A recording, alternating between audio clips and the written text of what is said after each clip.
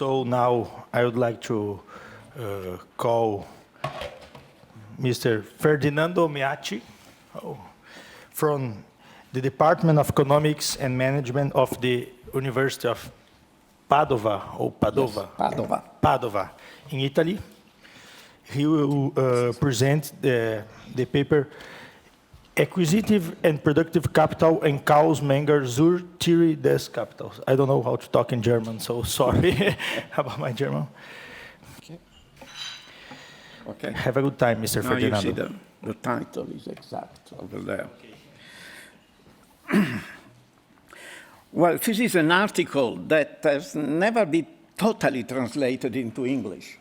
And so in order to understand it, one has to know one of the two different languages into which a transaction is available. One is Spanish, and the other is Italian. The Zur Theorie des Kapitals is approximately 48 pages long. It was published in Realbegriff für nationale Ökonomie und Statistik in 1888. And it was reprinted again in German in the collected works of Carl Menger by the London School of Economics in 1935. Since then, no further translation has been available. The initial two partial translations are one in French, Contribution à la théorie du capital, which was published in Revue d'économie politique in the same year in which Menger's article was published, namely in 1888. The other partial translation is in English, and is titled Carl Menger, Contribution to the Theory of Capital, Section 5, and was published in Journal of Institutional Economics in 2020, translated by Professor Brown. The total translations are one in Spanish entitled Sobre la teoría del capital, and was published in Procesos de Mercado in 2007. The Italian translations, too, are Per una teoria del capitale was published in a book containing different papers, published Austrian Economics, published in 1983, and the other one is published in a book that has been published in 2018. I have been able to prepare an article on this essay for two reasons. First, in order to understand why it has never been translated into English and why it is so rarely cited and perhaps never quoted in neo-Austrian publications.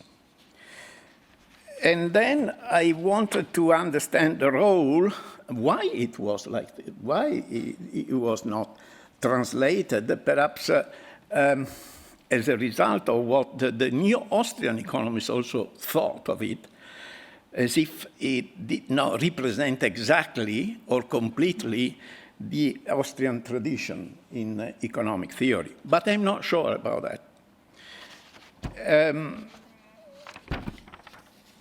And so I have decided to focus on it, if only because I had already published a number of articles on the theory of capital, and I could write the paper that I have presented today, I'm going to present today, because I started from the Italian translations of it. And there is a problem here, in the sense that the words used by Menger are not exactly translatable into Italian or into English. There are some words that have a double meaning, and the most important of which is Vermögen, which has already been discussed in the literature concerning the exact translation that it would require into English in the first place, because English has the term capital, which means two things completely different. I will focus on them in a while. And therefore, there are even problems like this that have concerned the translation or the discussion or the utilization of this essay in the following literature. how can I move to the other slide? What can I do to move to the second slide? I don't know, maybe someone from the organization. I don't want to destroy everything. Second one. Okay, no, again. You see, these are, which is one? This one, excuse me? I have not seen which one you used. This one? This one. This one, okay. Well, this is a summary of what I've just said concerning the different translations, partial translations or total translations of Menger's essay. What is most important to remember is that the English translation concerns just the final section of that essay, section 5, about which more later. For those of you who are not familiar with the essay, I have prepared this index concerning the 5 sections into which the paper is subdivided. Here I cannot dwell on each word of these titles. I would like to briefly summarize the difference after reading it, between the first 4 sections on the one hand and the final section 5 on the other, in the sense that the initial 4 sections contain Menger's critique of what he regarded, and what was actually, the prevailing theory of capital in his times. Whereas the final section 5 contains its defense and proposal of a concept of capital which he calls the Realbegriff des Kapitals, where the real means popular rather than real, for an English direct translation of that term, or a realistic perhaps than real. I will explain why in a while.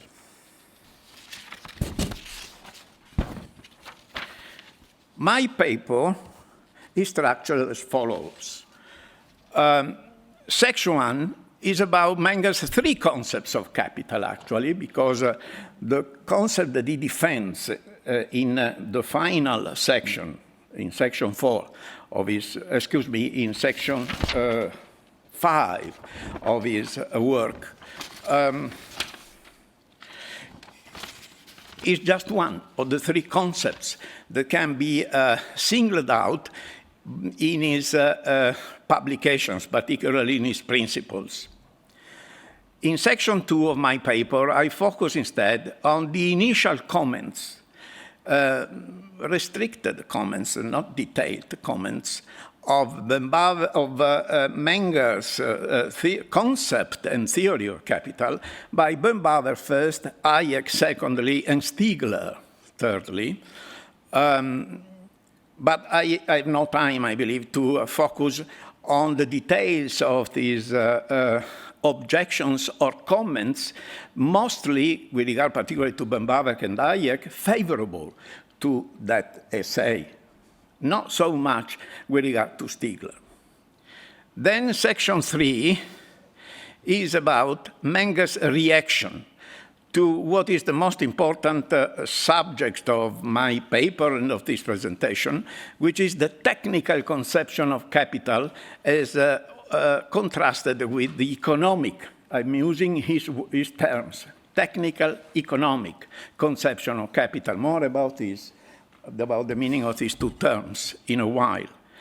And finally, section 4 is focused to actually the final section of Menger's paper, and particularly on the concept of the Realbegriff des Kapitals, where I repeat, real does not mean real, but realistic in particular, by which he means in that particular essay, chapter, which is the final chapter, he means money capital. But this is not the only one concept, in my view, adopted by Menger. This is the summary of the whole of all the arguments that I use in order to summarize first and to criticize secondly Menger's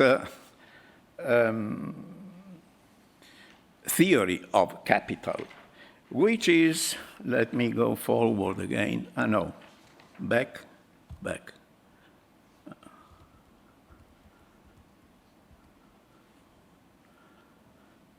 Well, let me introduce this by focusing on the two terms, acquisitive and productive capital, that I have used in the title. Behind these two adjectives are the criticisms and interpretations that may be made, criticisms made by Menger, and interpretations that have been made, short interpretations that have been made so far about the whole issue. Speaking in terms of Menger's own language, he also calls this acquisitive and productive capital. With his adjective, he means capital from the acquisitive standpoint or from the technical standpoint. And his argument, implicit argument, because he often does not mention the names of the authors that he is criticizing, with these terms, he means his own terms. Instead of using acquisitive, he uses the term economic. And instead of using productive, he uses the term technical. So that all his comments about his essay,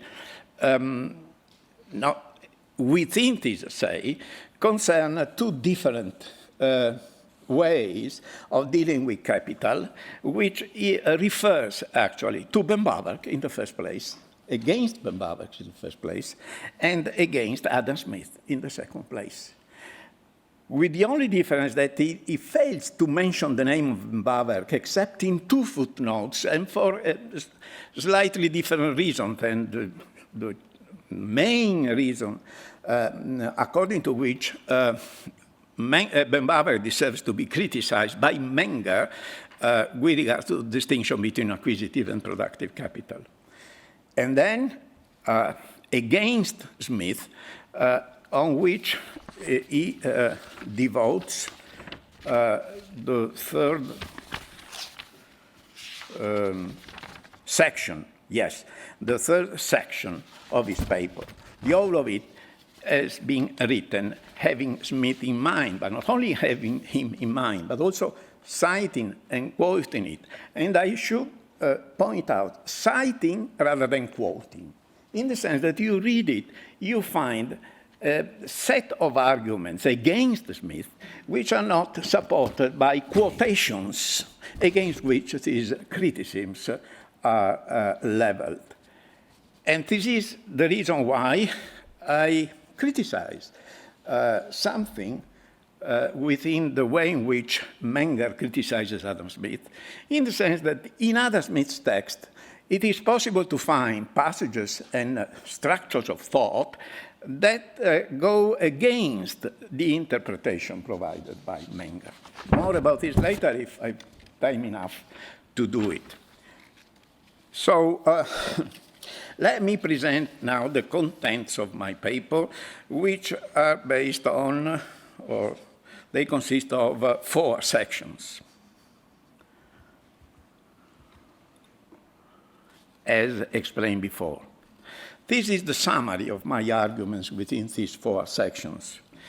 Section 1 is just a presentation of Menger's prevailing concepts of capital, which are simply this: money capital first, capital value secondly, and very briefly used by him in his, even in his principles, and capital goods, which is the most popular concept of capital adopted by Menger, in the sense of what is very familiar, I suppose, to you, namely goods of higher and higher orders.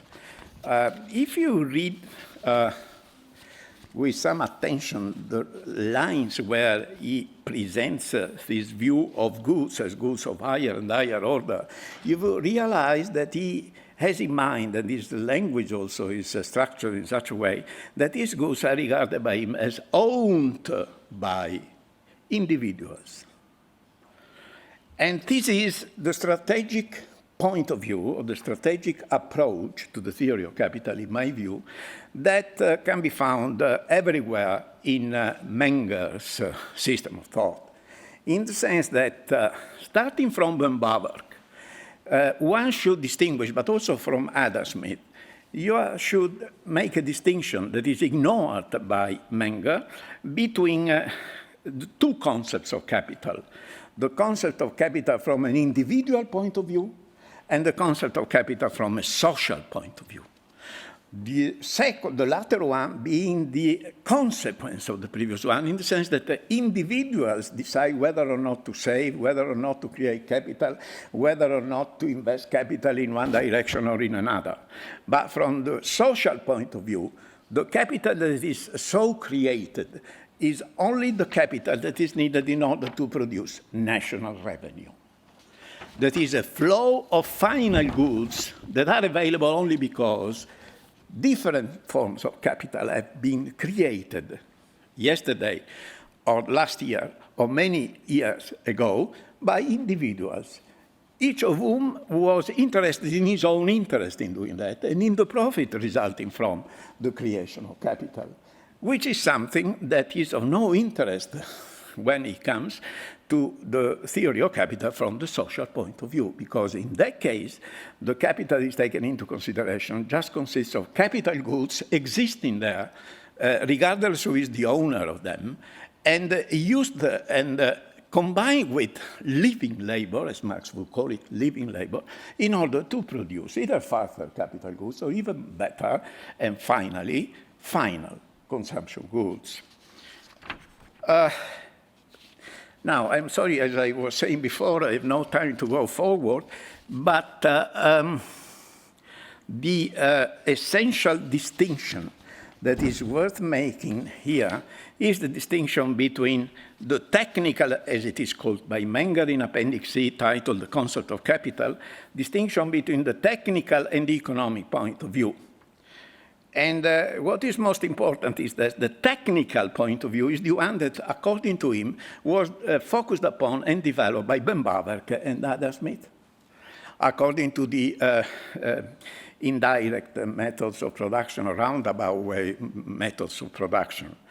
And it remains to be seen to what extent this applies, if not to Böhm-Bawerk, to Adam Smith himself. Because if you focus on Chapter 1, Book 2 of The Wealth of Nations, then, and I'm wondering why Menger neglects that chapter, you find that the theory of capital is introduced by Smith in Book 2, which is entirely devoted to the accumulation of capital.